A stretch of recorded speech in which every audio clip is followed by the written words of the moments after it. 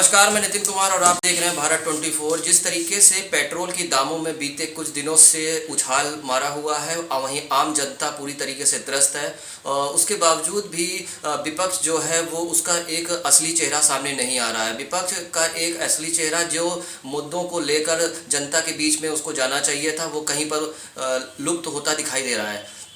हमारे साथ इसी चीज़ पर चर्चा के लिए हमारे साथी और सहयोगी सुनील कुमार हमारे साथ में हैं और जानने की उनसे कोशिश करेंगे कि जिस तरीके से बीते 12 दिन से पेट्रोल और डीजलों के दाम पर जो उछाल बना हुआ है, उसके पीछे वजह क्या है, क्यों आखिर सरकार अपने जो एक नीतियों की वजह से बिल्कुल विफल होते साबित हो रही है। सरकार को इस विषय पे गहन सोचना चाहिए, क्योंकि अभी देश में ऐसे भी कोरोना काल से देश उभर नहीं पाया और अचानक इतनी, क्योंकि तेल ही देश की एक रीढ़ की हड्डी मानी जाती है। क्योंकि हमारे जितने भी काम है, यदि कहीं भी महंगाई बढ़ती है तो सबसे पहले तेल पे ही चोट पहुंचती है। और तेल जिस कदर ये कई राज्यों में 100 रुपए के पार कर गया है, 100 रुपए कहीं अंदर है, तो उससे ये है कि ये आम आदमी को इतना ज़्यादा इफेक्ट कर रहा है कि उनके घरों का बजट बिगड़ चुका है।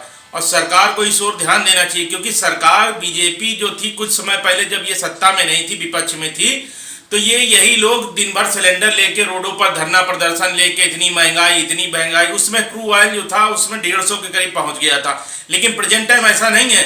और जबकि कोरोना काल में कई खाड़ी देशों ने तेल के लिए मतलब इतने कम रेटों में देशों को तेल दिया है, इनके पास इतना अपार भंडार है, उसके बावजूद ये कहीं ना कहीं थोपा जा रहा है आम जनमानस के ऊपर।